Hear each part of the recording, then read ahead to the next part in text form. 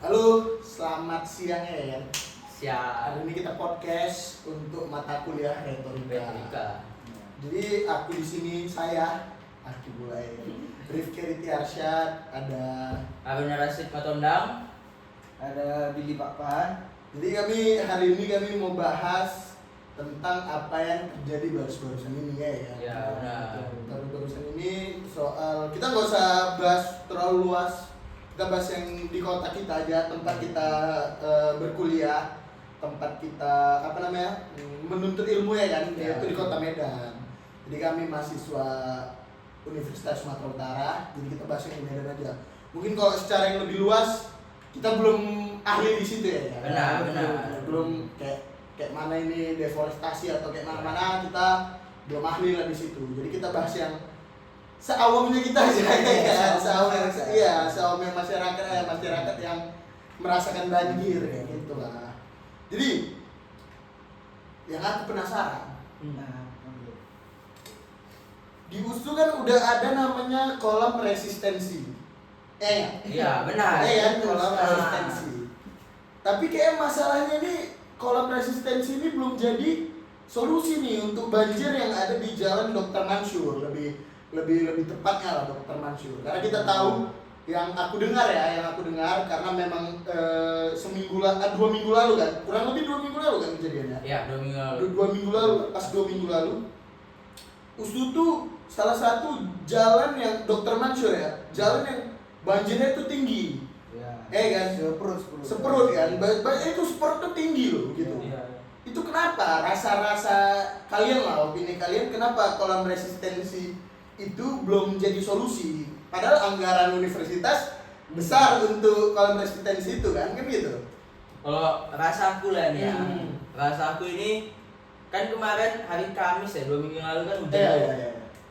Yang ku tengok gak ada saluran dari parit itu yang menyambung ke kolam resistensi itu. Jadi sehingga airnya itu nggak jalan, jadi menggenang di parit itu aja, makanya terjadi banjir. Makanya aku ada saran lainnya kan. Mana tahu didengar sama pemerintah. Buatlah alirannya ke kolam itu. Untuk langsung ke Langsung kolam ke kolam itu, biar dia terisi pembuangan airnya ke situ. Dan selama ini aku tengok sistem pakai pakai sedot air itu. Oh baru ke kolam Iya, baru ke kolam. Jadi menggenang dari situ. Terus sampah di parit itu kan banyak. Belum lagi ada kaki-kaki lima itu kan. Kalau orang beli ya, tau lah SDM Indonesia ini kan masuk lawak kan. Jajan beli di situ, makan di situ, buang di situ. Tapi menurutku ya, biar enggak menyebar fitnah lah ini. Iya. Sebenarnya ada alurannya itu, aluran ke kolamnya. Kalau kalian pernah nengok itu di bawah trotoar. Cuman salahnya dia kecil segini lah kurang lebih. Terus dijerjak pakai besi. Itu ada. Cuman memang kecil lubangnya. Berarti ada alirannya karena sampah menutupi. Mungkin. Bisa jadi daun-daun Terus bisa banjir juga padahal ada kolam itu menurutku ya. Ya kolam itu kan mau kayak mana pun kan ada volumenya juga, ada maksimalnya. Betul. Kita tuh mengingat kayak kemarin kejadian banjir itu hujan kan sampai 3 hari tuh, nggak berhenti. Ya mungkin karena itulah nggak sanggup lagi menampung volume airnya ya, meluap. Karena memang mengingat juga karena terusan air ini pun nggak tahu kemana, aku nggak tahu ya, jujur nggak tahu. Mungkin entah cuman stay di kolam itu atau ada aliran ke sungai lagi. Nah mungkin itulah harus dibagusi ke aliran ini biar nggak stay di kolam ini aja, buat aliran ke yang lain. Terus satu lagi itu lubang saluran yang dari air di jalan ke kolam itu harus diperbesar menurutku. Ya itulah. Tapi kita memang perlu apresiasi bahwasannya pihak kampus kita Universitas Sumatera Utara udah pikirkan. Karena itu kan bukan untuk USU sendiri, bukan untuk keseluruhan Jalan Dr. Mansur lah. Dia kan perlu mengingat anak-anak mahasiswa kayak kita kan banyak yang kos dari Dr. Mansur termasuk Billy kan gitu. Itu kita perlu apresiasi. Mungkin yang kita jadikan bahan topik ini bukan kita ingin ini salah, enggak. Memang kita nyari tahu aja kenapa itu belum efektif. kenapa kalau aku bilang belum efektif kan? Karena bukan cuma kejadian ini aja kan. Semenjak ada kolam resistensi tetap ada banjir. Salah satunya sebulan yang lalu ya Bila, yang kita bareng-bareng. Iya kan, yang malam-malam ada konser lainnya ya. Itu kan tetap juga banjir gitu. Tapi itu mungkin bukannya salah, tapi belum maksimal aja. Betul kata Billy tadi. Aliran daun atau segala macam numpuk kan di jejak, jadi air itu nggak leluas untuk masuk, dan volumenya juga tadi itu terkhusus di usul lah ya. Tapi sejauh yang aku rasain, aku umur 21 tahun, yang rasain selama kita menjadi masyarakat Sumatera Utara, terkhusus kan aku dari Sadang, tapi memang tumbuh dan berkembang itu di Medan lah. Banjir kemarin adalah banjir yang paling parah aku rasain. Enggak sih, rasa kalian lah. Kalau aku nggak tahu sih ya, karena aku orang kiri Galang ya kan. Iya. Jadi kurang tahu lah. Cuman memang selama aku aku juga kan memang SMA di Medan. Ya, langsung kuliah juga di Medan ya. Selama aku di Medan memang baru inilah memang aku ngalami banjir yang memang separah ini. Sebenarnya memang pernah banjir, cuman yang nggak sampai separah ini. Efeknya nggak separah inilah Ya, gitu kan. sampai sepinggang, sampai ke inilah, sampai rumah. Memang baru ini. Kalau menurutku ya, aku kan lahir di Medan, rumah nenek kakek di Medan.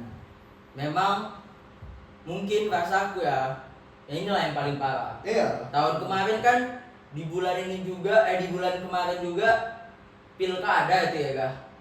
Kurang lebih. Itu kan hujan juga, tapi nggak separah ini. Iya, betul. Iya, kemarin itu kan yang parah cuma yang di Jakarta.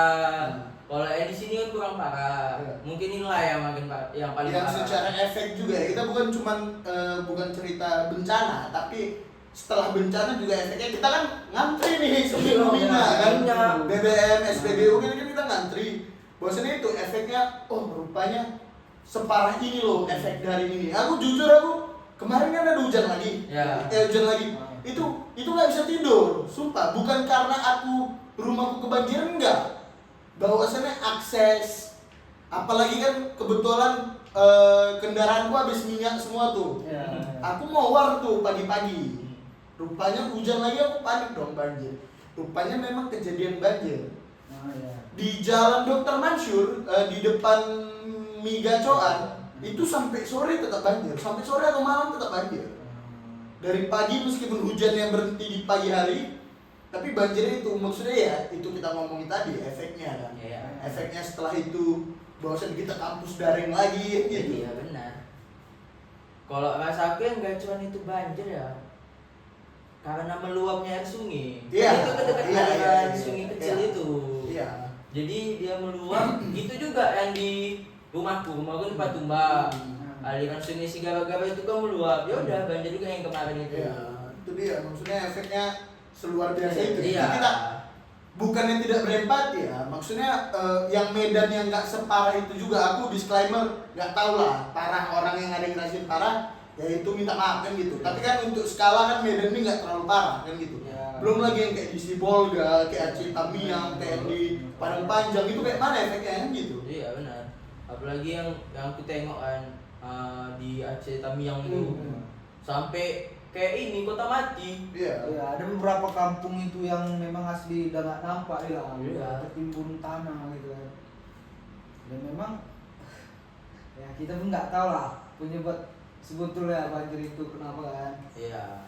Cuman memang selama aku hidup memang ilah paling parah bencana yang memang di daerah kita lah, apalagi Sumatera Utara ini ya. Selama aku hidup lah memang ilah beralami banjir betulan parah, sebetul parahnya. Selama kita sadar hidup lah ya. Iya. Kalau mungkin bencana banjir bandang tsunami 2004 kan kita nggak tahu. Kita nggak tahu. Tapi selama kita sadar ya, selama kita sadar hidup, aku rasa ini paling parah. Maksudnya efeknya separah ini, dan jujur aku nggak expect. Maksudnya kok bisa tiba-tiba gitu kan? Nggak sih, kalian ngerasain gitu nggak sih? Iya benar. Yang dulu lah, waktu aku kecil ya kan dulu. Aku cuma bisa nengok itu di TV berita ya, misalkan Jakarta itu kan langganan banjir dulu. Yang aku nengok, cuma bisa nengok aja, tahu ada banjir, nggak pernah ngerasain. baru ngerasain baru inilah yang kemarin kejadian 3 hari hujan itu. Baru kali inilah memang. Yang baru kali ini emang banjirnya sangat ngeri lah. Iya. Terus ada kejadian lucu men. Apa? Di USU men. Bisa lah banjir nih kan. Bawa perahu deh men. Oh, kaya. Iya. Apa Itu. ya mungkin? Itulah terkhusus orang Medan. Dikasih Iya. dicobain. Ada yang pakai tilam men, golek-golek. Udah kayak di pantai gini deh golek men. Ya itu kalau katanya itulah cara orang Medan untuk apa ya, tidak mendramatisir keadaan. Iya. Ya udah buat yang lucu-lucu gitu Iya. ya. Karena kalau memang betul kalau kita ratapi yang namanya, karena sampai hari ini masih ada yang jemur tilam, jemur ini, jemur itu. Iya. Kalau memang kita ratapi stres sendiri gitu. Kita nggak perlu rasanya menyalahkan alam gitu. Kita nggak perlu menyalahkan, ini udah seharusnya balik lagi kalau penataannya betul dan sistematisnya betul, bencana sebesar ini seharusnya tidak terjadi. Benar. Tapi memang inilah, aku mau sedikit cerita lah yang soal banjir yang kemarin ya, apalagi di daerah kosku. Medan kan terkenal yang kayak orangnya keras-keras, terus rayak besi, apa segala macam ya. Cuman waktu kejadian banjir ini, aku baru nampak lah memang kalau orang Medan ini kalau ada bencana itu rasa empatinya keluar. Itu saling bantu asli, apalagi di daerah aku kan di Berdikari. Asli di daerah Berdikari itu kan banyak itu daerah kos-kosan. Apalagi yang cewek-cewek nih kan. Jadi memang yang anak kos itu hampir rata yang di Berdikari itu kena. Apalagi kan daerah Berdikari itu memang khusus biasanya kebanyakan kos cewek. Itu yang ada kos-kosan cowok yang kos di Berdikari itu saling bantu tuh ngangkati barang-barangnya, ngangkati ke tempat lebih tinggi atau ini apa nitipkan ke kosnya cowok ini. Nah itulah termasuklah aku juga sebagian bagian itu. Tapi memang itu aku kayak gitu karena aku menengok orang-orang itu bantu kan. Jadi aku pun akhirnya bantu. Terus misalkan ada mobil yang mogok pas melewati banjir, itu didorong tuh sama-sama keluar dari banjir itu. Itu aku selalu kalah nengok orang-orang Medan itu. Iya, kenapa Medan ini nampak keras. Iya. Tapi Maksudnya dalam nampak Medan aja. juga, Iya. Sama kok. Kalau kita bilang bahwasannya kalau yang aku rasain ya, orang Medan nih cuman keras aja, tapi empati tinggi. Empati tinggi. Itu di situ Medan. Maksudnya semua kita kan warga kita membantu warga lain juga gitu. Iya. Contoh, ibu ada ibu di rumahku yang bantu-bantu mamaku di rumah. Dia itu kena korban banjir. Jadi ada tetangga yang satu punya rumah tingkat. Tetangga yang punya rumah tingkat ini nampung satu kampung, kurang lebih 60 orang. Kurang lebih nampung 60 orang ya. Iya. Kayak gitu lah. Nampung 60 orang itu ketika memang ada yang kena sesuatu, kita terutama kita juga, kita mungkin kayak gitu merasa. Iya. Biasanya kita nggak bisa nih nengok sesuatu tuh dibiarkan aja, kan kayak gitu. Iya. Kita pasti ada bantu, meskipun di situ balik orang Medan. Bukan disclaimer balik lagi, bukan berarti orang luar nggak kayak gitu. Iya. Kita nggak tahu orang luar kayak gitu apa nggak. Tapi khusus Medan nih, contohnya antri bensin. Oh kalau orang Medan ini kan kalau di jalan tuh ya kan, mau foto-fotoan di luar, tapi antri bensin bisa tertib. Itu kan luar biasa, luar biasa. Dan antri bensinnya bukan yang kau nunggu sejam 2 jam kan gitu. Iya. Itu orang Medan tuh, orang Medan tuh. Lewat tuh juga tuh di IG-ku kan. Iya. Antri Iya. ini bensin nih. Jadi ada yang makan, makan disuapi ya. Makan yang terus ada yang bagi-bagi makanan. Iya, itu. Minyak. Kan berarti orang Medan nih nampak keras. Iya. Dalamnya lembut. Empatinya tinggi lah. Kita juga akan membantu rekan-rekan. Iya. Bukan cuma di Sumatera Utara aja. Kita donasi ke itu, donasi ke Aceh, ke Padang kan gitu. Itu maksudnya kita memang kurang lebih acuh ya kan. Kita sebagai masyarakat acuh gitu. Dalam arti acuh ya udah tahu. Tapi ketika kita membutuhkan bantuan kita tuh nggak bisa lepas tuh. Kan? Benar. Kalau sekarang kita lagi jalan-jalan di Medan, rekan-rekan mahasiswa juga kutip donasi kan. Iya, Kita nggak, aku sih kalau aku pribadi, aku nggak peduli donasi itu seberapa banyak. Maksudnya kekumpul berapa banyak, tapi niat membantunya itu kan gitu. Ya, Kan? ya benar. Karena kita mesti ada niat untuk membantu lah sesama. Iya. Itulah membantu. Walaupun dia merasakan musibah, tapi dia mau ngebantu orang lain juga. Iya. Makanya itu tadi ya kita terus tetap ya happy lah. Meskipun sekarang kondisi tetap membaik, tapi yang namanya suasana kan belum membaik. Kita kan masih rasa kita, kalau aku jujur, aku masih takut nih ada hujan lagi. Karena aku rasa kasihan sama orang yang udah beres rumah, beres kalau hujan lagi, banjir lagi, kan dia ngulang lagi gitu. Iya sama itu, ada tuh rumah memang asli penduduk di Berdikari lah. Memang yang hujan 3 hari itu memang dia asli hampir setengah rumahnya tenggelam. Jadi memang adalah selang banjir itu selang seminggu ya yang baru hujan lagi. Selang seminggu. Itu rumahnya udah dibersihin sampai saat mobilnya itu udah diservis lah memang sih. Aku nengok karena kan tiap hari melewati rumah dia. Pas hujan yang sehari banjir itu juga kena juga rumahnya. Nah itulah aku kasihan nengok orang itu memang. Ya cuman lagi ya. Memang itulah mungkin nasib dia. Iya, nasibnya itu maksudnya. Aku masih berdoa maksudnya bukan nolak hujan ya. Kita kan bukan nolak hujan. Maksudnya bukan janganlah hujan yang kayak kemarin lagi kan gitu. Jangan hujan yang kayak kemarin. Hujan yang normal aja lah gitu kan. Karena memang suasana kemarin itu beda. Kalau aku rasain ya 4 hari yang hujan berturut-turut itu beda. Kita mungkin pernah ngerasain hujan yang memang porsinya lama, ya kan porsinya berhari-hari. Tapi dinginnya itu beda ya. Dingin. Aku nggak sih dingin. Macam beras tadi. Beras tadi ikut utara ya. Itu beda.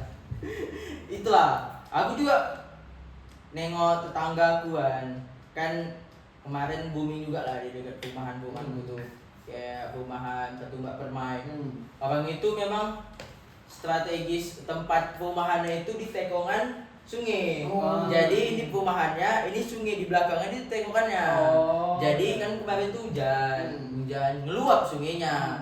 Tahu lah kalau air tuh kan nggak bisa kayak kita Valentina Rossi belok-belok. Nah, dia waktu itu kena lah ininya luapan air sungainya. Itulah pas aku datang itu kan, aku kan datang kemarin tuh nengok orang itu, wah sedih kali men. Orang itu ngapain kertas-kertas, ambil baju itu, wah masih selutut itunya, lumpurnya masih ada beko. Aku datang kayak orang itu mengharapkan aku ngasih bansos. Karena aku pulang kuliah nih kan, udah penasaran aja nih kan, kayak mana di sana banjirnya. Terus kita kasihan kali men. Ada yang baru beli rumah, dari rumahnya udah kayak gitu. Ada yang belum jadi di rumahnya, tapi itu kena banjir men. Tapi yang aku salutnya musolanya men. Musolanya men bersih. Ya nggak kena men, bersih men. Itu ya kayak gitu lah. Kita harus percaya kuasa Tuhan ya. Iya. Contoh gereja, ada gereja yang clear tuh bersih, yang masjid bersih gitu. Kalau kita aku nengok di internet memang di Padang ada tuh di Padang yang kampungnya hancur. Masjidnya enggak. Luar biasa tuh rasaku. Ada juga di Sibolga kalau nggak salah di. Gereja tetap berdiri, padahal kampungnya kena longsor. Itulah kuasa Tuhan tuh tadi. Kita makanya nggak boleh kita ada yang prasangka buruk sama Tuhan. Ini cobaan atau apa? Ya ini memang cobaan yang memang harus kita hadapi kan gitu. Iya. Baik lagi kan semua orang yang hidup di sini mesti ada cobaannya. Iya, pasti tuh. Kan cobaan itu kayak TV lah, warnanya. Kalau misalnya nggak ada cobaan kan nggak ada warnanya. Betul. Kalau nggak ada cobaan nggak ada warnanya pas.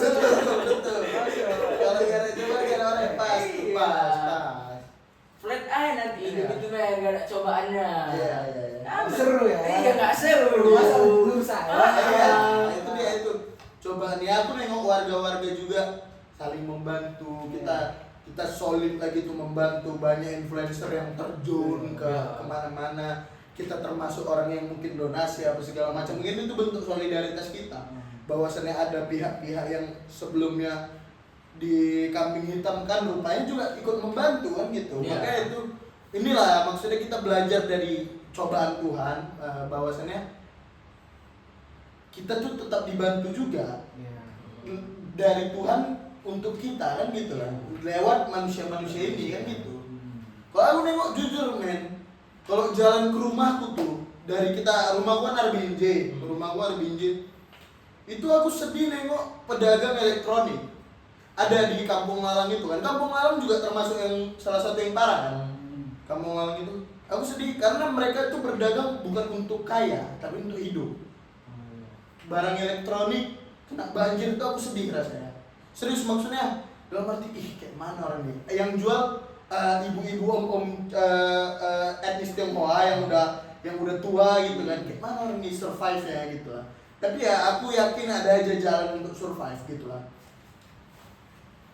Itulah ya, aku juga jadi mendung nih. Iya, yang itu ya kasihan Iya, juga lah. iya. Dia bilang paling toleran ini kalau kena air kan gampang rusak. Iya. Jadi ya mungkin lah adalah nanti dari Tuhan lah. Iya, bantu-bantunya dari Tuhan.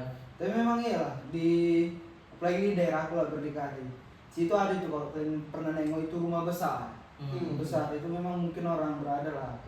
Memang gak bisa dimungkiri rumahnya kena juga. Cuman waktu kebanjiran itu mungkin di situlah waktunya, entah karena banjir itu juga kami bisa saling kenal sesama penduduk berdikari itu. Nah, jadi saling ngobrol nih. Jadi memang disitulah dia ada inisiatif baik, dia kayak adalah memborong mie, Indomie sama telur untuk makan bersama anak-anak kos. Karena anak kos apalagi perempuan kan, kasihan untuk melewati banjir itu.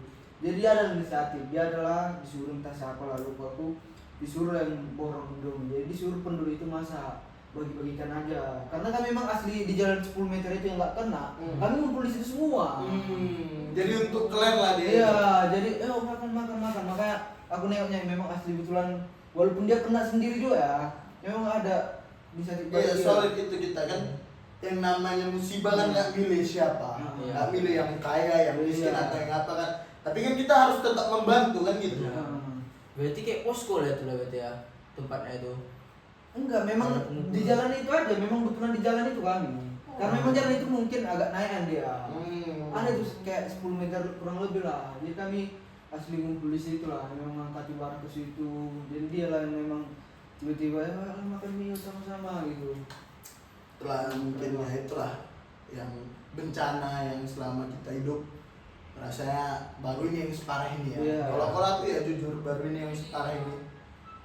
Jadi kita banyak pelajaran dari sini kan gitu. Banyak lah pelajaran yang bisa kita petik. Maksudnya lebih peduli lingkungan meskipun kita nggak ada bahas lingkungan di sini, tapi ya yang namanya sesuatu kejadian bencana seperti ini kita harus aware sama lingkungan. Karena yang namanya banjir, kalau dari kecil dulu kita diingatkan banjir tuh gara-gara sampah, banjir tuh gara-gara hutan dibabat, banjir tuh gara-gara ini. Kalau kita dengar yang namanya tsunami, yang namanya gempa itu kan memang faktor alam. Tapi kalau yang namanya banjir ada faktor manusia di situ kan gitu. Itu bisa kita tangani.